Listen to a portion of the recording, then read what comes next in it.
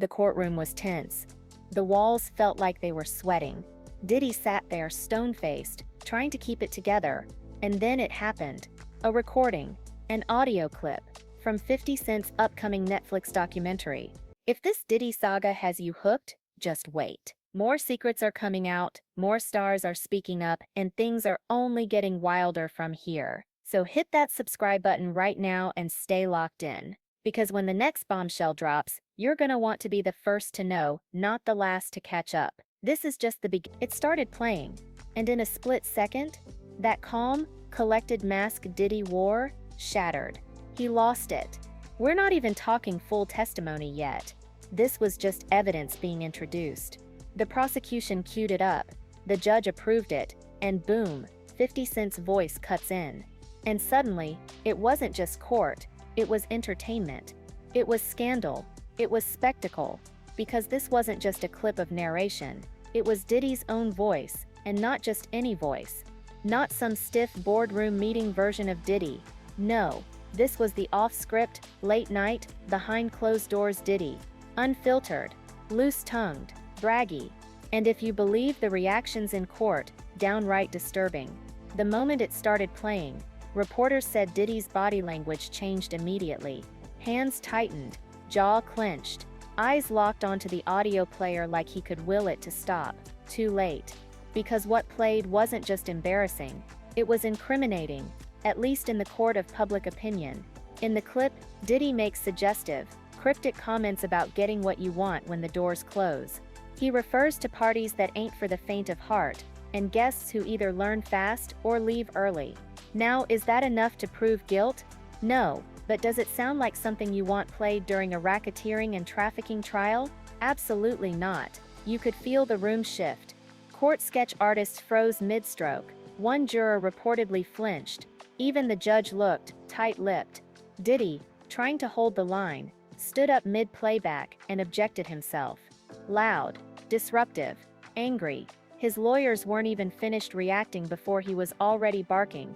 This is taken out of context. This is biased.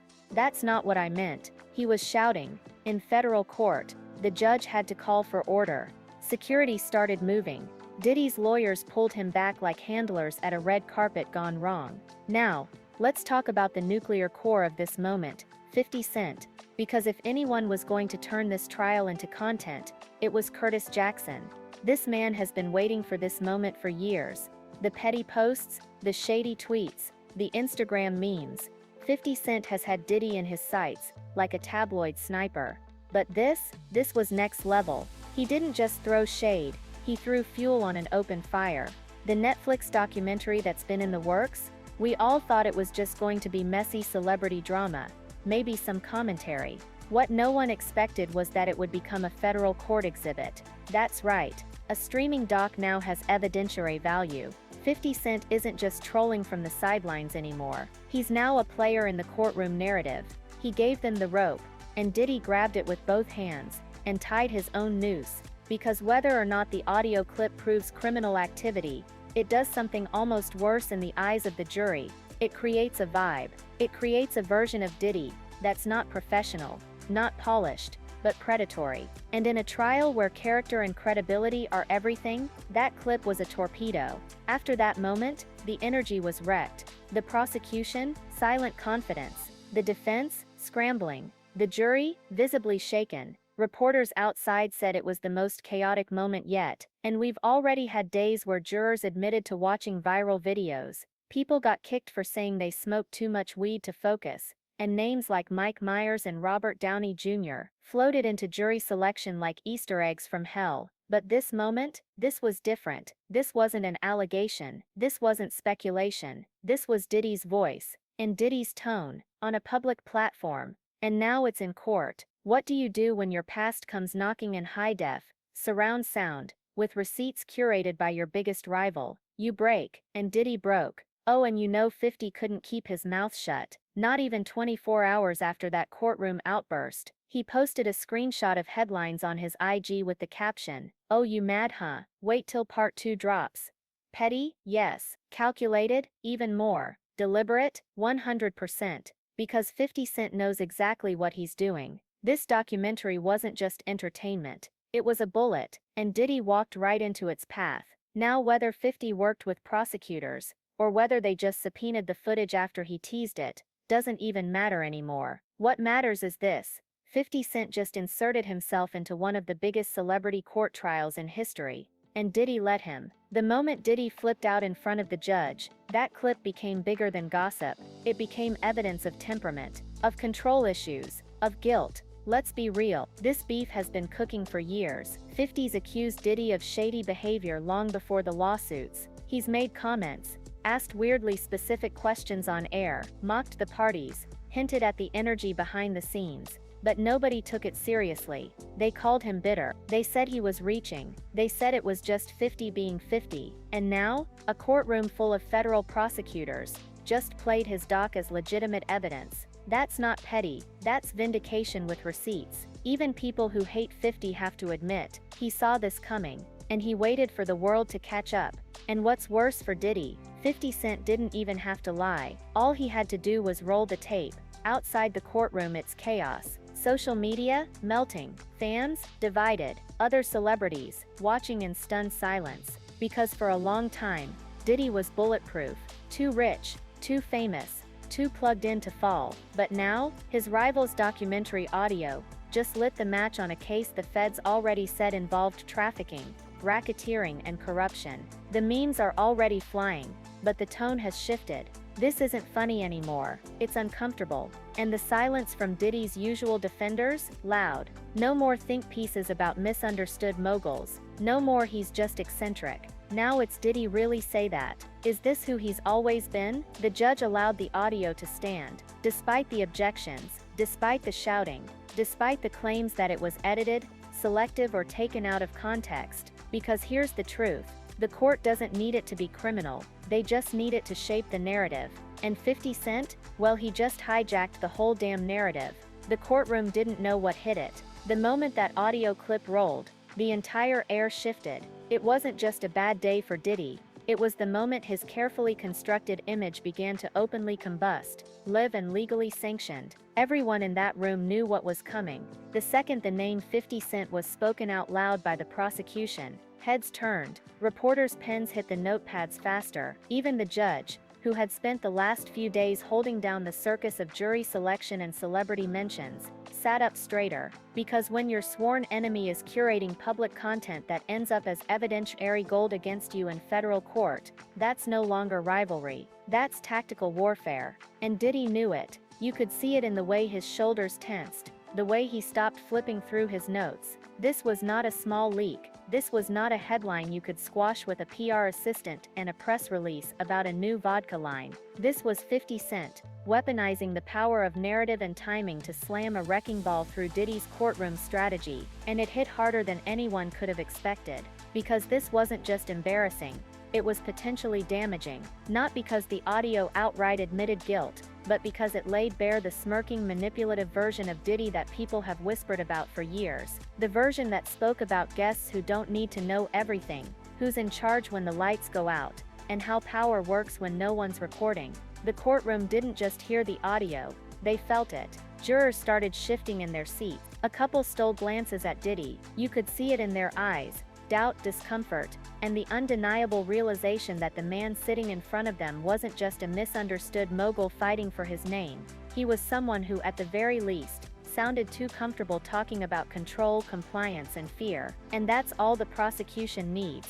They don't need a confession, they need an implication, a mood, a tone that says this is the kind of guy who could do what he's accused of. When Diddy erupted, it wasn't the confident outburst of an innocent man defending his integrity, it was the cornered panic of someone watching the curtain get ripped off the stage. This is taken out of context, he shouted. This is a lie. I never said that like that. But the audio was still playing. His voice, cocky, glib, casually menacing, was reverberating through the courtroom speakers while he tried to drown it out with protests. It was surreal. His own voice was betraying him in real time, and he couldn't do anything about it. His lawyers scrambled to file an immediate objection, claiming the audio was irrelevant, prejudicial, non-criminal in content. But that wasn't the point, and they knew it. The prosecution wasn't using it to show that Diddy committed the acts outright. It was to show that Diddy had a pattern of behavior, a worldview, a way of talking about people, power, and parties that made the allegations seem not only plausible, but eerily consistent with the man behind the curtain. And once that curtain's pulled back, it doesn't matter how many millions you've spent building a brand of inspiration, of success, of love, or whatever sanitized label you want to put on your empire. If the audio shows the real you, the jury will remember it, long after the legal jargon is done. Meanwhile, 50 Cent was already having a field day. He didn't even need to be in the courtroom to make headline. His voice echoed in the room, his documentary served up as ammo, and back on the internet, his social media was already popping, not with an apology, not with restraint, but with straight-up taunting. He reposted news coverage of the courtroom eruption with a caption that said, "And that was just the preview." Think about that. This wasn't even the full episode. This was a leaked clip, a snippet, a taste of what's to come. If 50 Cent has more audio, more commentary, more receipts queued up for future episodes, and prosecutors get access to those files, we're not just looking at a PR disaster, we're looking at a total narrative collapse. Diddy has spent his entire career controlling how people see him, the mogul, the icon, the visionary. But you can't brand your way out of the sound of your own voice, dripping with arrogance, implying that your parties were more than just parties, that they were power rituals, and the people inside them, just pawns in your world. And here's where it gets real ugly. Other A-listers are now panicking, because if this is what 50's willing to put in a public-facing documentary, what else did he cut? What didn't make it to the Netflix trailer? Whose voices were blurred? Whose faces were shaded? Because in this industry nothing happens in a vacuum. Diddy's parties weren't one-man operations. There were guests, there were collaborators, there were watchers, and if even half of them are mentioned directly or indirectly in 50's unreleased footage, then this courtroom is going to start looking like a red carpet lineup gone nuclear. The worst part, Diddy's own arrogance may have opened the door. Had he laid low, stayed quiet, avoided triggering his enemies, maybe, just maybe, none of this would have surfaced in this way. But instead, years of dismissive energy, power plays, and shady silencing have left him vulnerable. And 50 Cent, he's not just playing the long game, he's directing it, producing it, editing the final cut. And now, the feds are playing his episodes like they're crime scene reenactments. And don't think the jury's not noticing. These people aren't clueless. They've seen Netflix before. They've watched documentaries take down empires. The moment you say this audio is from an upcoming 50 Cent produced Netflix series, they lean in not because it's legal evidence, but because it's cultural evidence. It confirms a suspicion they might have had in the back of their minds, that all this talk of parties, NDAs, silenced women, and ghosted witnesses might not be fiction, that the man on trial really is the man in the shadows, part celebrity, part manipulator, part untouchable monster that people only whispered about behind closed doors. But now it's all on the record, now it's federal, now it's real, and as the trial pushes forward, one thing's clear, the courtroom isn't just hearing the facts, they're hearing the vibe, and in this case, vibe is everything. So now we're here. Diddy's on edge, the courtroom is radioactive, and suddenly it's not just about trafficking allegations or NDAs anymore. It's about a man unraveling in real time, and a rival who's been sharpening knives for years, just got the first slice in. Let's not kid ourselves. 50 Cent has made an entire second career out of destroying people with timing and receipts. But what makes this so much more devastating is that Diddy handed him the ammo. That audio didn't leak from some random third party. That clip came from 50's own Netflix project, a documentary that's not even out yet, and the prosecution got to it before the public did. That alone should make every industry insider flinch, because if they got this footage now, what else is in the vault? Let's talk real. You don't make a documentary on someone you hate without collecting everything. 50 Cent didn't just decide to film this on a whim. He's been sitting on audio footage, behind-the-scenes whispers, and off-record conversations for years. He's been cataloging Diddy's downfall like a true villain with a production budget. And now it's not just entertainment. It's being used in a courtroom where Diddy's fighting for his freedom. That's next-level revenge. It's methodical, it's cruel, it's effective. But here's the twist that nobody seems to want to say out loud. This is exactly what Diddy did to others for decades. He ran the industry like a fortress. If you weren't useful, you got cut. If you talked too much, you got silence. People didn't just sign NDAs because they wanted to keep a brand clean. They signed them because they knew what happened behind closed doors could get careers and lives ruined. And now that it's his voice, his words, his tone leaking into federal court, suddenly he wants context. Suddenly he's begging for mercy. Suddenly he's yelling in the courtroom that it's being twisted, that it's a smear campaign, that it's unfair. Unfair is a funny word, coming from a man whose entire power came from making sure nobody ever dared question him. The same man who created environments where people left before it got crazy, or didn't want to be there when the real party started. Let's also talk about what this audio does to the credibility of his defense, because prior to this, they were pushing the usual that Diddy was being persecuted, that he was being targeted because he's a successful black man, that the feds were digging too deep because they needed a high-profile scalp. That angle was gaining traction too. Certain folks online, even a few artists, were starting to ask questions like, why now? What's the real motive? Is this political? But now that we've heard him, in his own voice talking about parties like they were social experiments, talking about control and power, and submission and silence, it kills the narrative, it breaks the illusion, it reminds people that yes, racism is real, but so is abuse, so is corruption, so is unchecked ego, and Diddy doesn't look like a martyr anymore. He looks like a man who finally got caught talking the way people suspected he thought. That audio didn't just pierce his case, it shattered his public persona, and the ripples are already reaching others, other celebrities, other elites, people who once posed for red carpet photos with him, who danced at his white parties, who toasted him as a visionary. They're all silent, eerily silent, and you know why? Because they don't know what's coming next. They don't know if their voices are in the next episode of that documentary. They don't know if they were picked up in the background of a phone call, caught in the B-roll of a penthouse interview, or mentioned by someone who's decided to flip for immunity. We've heard reports about jurors being excused just for saying they don't like Diddy, or because they've seen the Cassie footage. But what happens when jurors start recognizing celebrity voices in the evidence? What happens when they start associating familiar names with the environment that Diddy's being accused of orchestrating? That's when this trial stops being about criminal charges and becomes a referendum on a culture. And let's not forget, this isn't even trial proper yet. We're still in the pre-game. We're in the warm-up acts, the early innings, and already the courtroom has turned into a full-blown media frenzy, with names like Mike Myers, Kanye West, Michael B. Jordan, Lauren London, and Robert Downey Jr. somehow being floated in the background noise of this madness. The line between reality and celebrity mythology is dissolving, and at the center of it is a man who built his entire empire on being too big to fail. But here's the thing about empires built on intimidation and silence: when they fall loudly. And the louder they fall, the more people come forward. You think this audio was bad? Wait until the testimonies start. Wait until former employees, party planners, drivers, security teams and assistants start talking. Because one thing we know now is that silence doesn't last forever, and when it breaks, it's contagious. Now back to that courtroom meltdown. You have to understand what it means when a defendant in a federal case loses composure. Judges take that seriously. Juries notice that.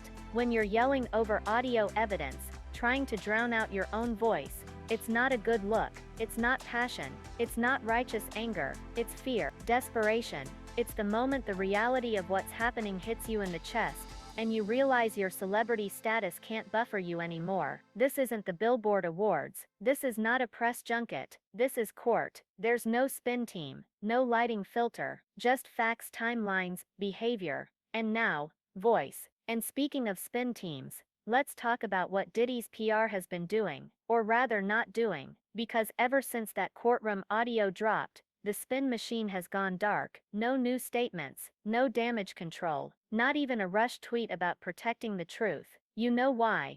Because they're in crisis mode. They don't know how to fix this. How do you fix your client screaming in court while his own voice plays on loop as evidence? You don't. You stall. You scramble. You pray there's another distraction, but there isn't one, because this is the only story anyone's watching right now, and 50 Cent, who by the way is sitting somewhere grinning like a Bond villain, is not done. If that clip was enough to make Diddy explode, imagine what's on the cutting room floor. And the feds? Oh, they're watching. They're watching very closely. If you're a juror sitting there hearing that tape, what are you thinking? You don't need to be a lawyer to feel the implications. That voice didn't sound like a man who's shocked by these accusations. It sounded like someone who's been untouchable for too long, and now that the walls are closing in, all he has left is denial and rage. This is no longer about whether he did every single thing alleged. This is about pattern, about tone, about power. The feds know how these trials work. They're not expecting a smoking gun. They're building a mosaic, and every piece, every offhand remark, every audio clip, every witness, they're laying it out for the jury to see the bigger picture. A man who lived by domination, by manipulation, by the silence of everyone too afraid to speak, until now. And if that's what one audio clip can do, imagine what testimony will sound like. Imagine what happens when someone who was there behind the velvet rope, past the locked doors, inside the real party starts talking. Because if that audio proved anything, it's that Diddy wasn't trying to hide. He just didn't think anyone would ever hold him accountable, but they are. And now, he can't stop the tape. He can't control the narrative. He can't shout over it anymore. The courtroom is watching. The world is watching. And 50 Cent, he's still rolling. So now we've heard it. Diddy mid-trial, exposed by his own voice, unraveling in a courtroom, while his longtime rival 50 Cent watches from the sidelines, like a director who already knows how this movie ends. This wasn't just a viral moment, this was a seismic shift, one that took years of whispers, rumors and lawsuits, and finally put them on tape, on record, in front of a federal judge. And here's the truth.